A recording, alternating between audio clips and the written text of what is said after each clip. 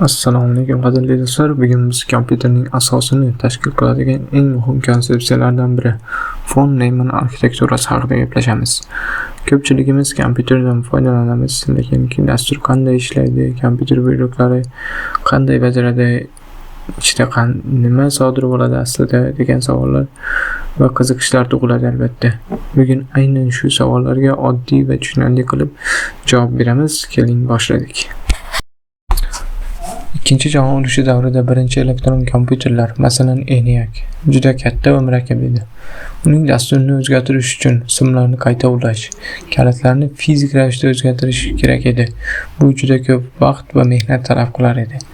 Shu muammoni hal qilish uchun 1945-yilda mashhur matematik John von Neumann First Draft of a Report on the EDVAC nomli ma'ruzasida yangi kompyuter tuzilishini taklif qildi.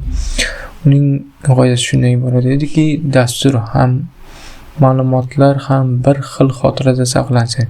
Ya'ni kompyuter dasturni xotiradan o'qib, uni o'zgartirish imkoniyatiga ega bo'lsin. Shu tariqa Storage Program Computer saqlanuvchi dastur kompyuteri paydo bo'ldi. Bu g'oya hozirgi kunda von Neumann arxitekturasi nomi bilan tanilgan va mashhur.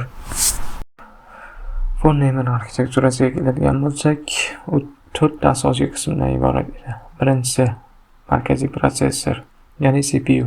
CPU ikki qismga bo'linadi: Arithmetic Logic Unit va Control Unit. Arithmetic Logic Unit barcha mantiqiy amallarni qo'shish, ayirish, qo'slash va hokazo amallarni bajaradi. Control Unit esa dastur ko'rsatmalaridan xotiradan olib, ularni dekodlaydi va qaysi amal bajarish kerakligini Arithmetic Logic Unit va boshqa qurilmalarga buyuradi. Ikkinchisi xotira, ya'ni memory. Bu yerda ikkala dastur ko'rsatmalar va ma'lumotlarni bir joyda saqlanadi. Har bir xotira kadanining o'z manzili bo'ladi. Zamonaviy kompyuterlarda esa bu RAM, ya'ni tezkor xotira vazifasini bajaradi. Uchinchisi input-output qurilmalari, ya'ni klaviatura, sichqoncha, monitor va boshqalar. Ular orqali foydalanuvchi kompyuter bilan muloqot qiladi. Va nihoyat oxirgisi magistral bus. Magistral bus orqali ma'lumotlar bir qismdan ikkinchi qismga uzatiladi.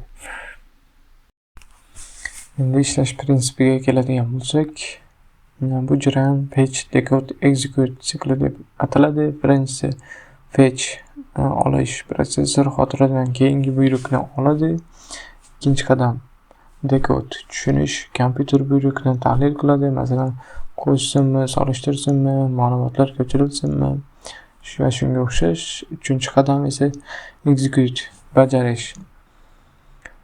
Buyruq bajariladi. Masalan, 5+3 8, 2+3 5 shunga o'xshash natija hisoblanadi.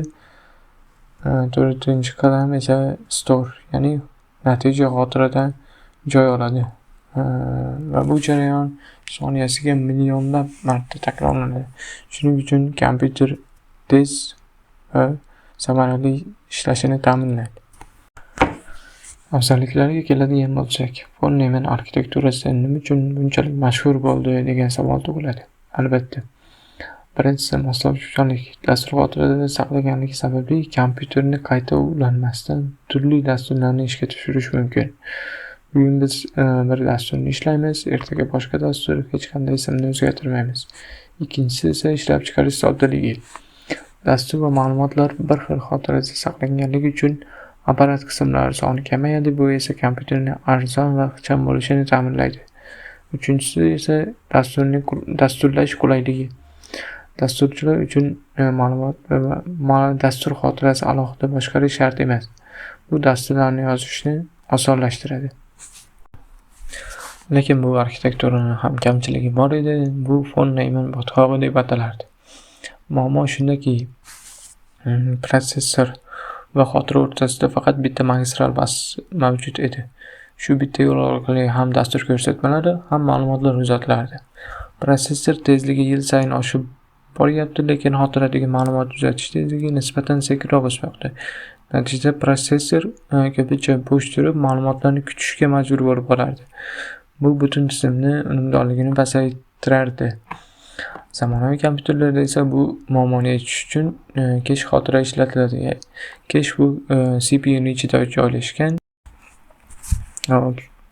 Xulosa qilib aytadigan bo'lsak, fonema arxitekturasi bugungi zamonaviy kompyuterlarning poydevori desak bo'ladi.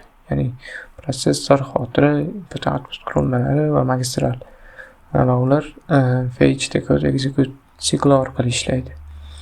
Bugungi IT dunyosi aynan shu model ustida qurilgan desak adashmagan bo'lamiz. Bugunga shu, xayr, salomat bo'ling.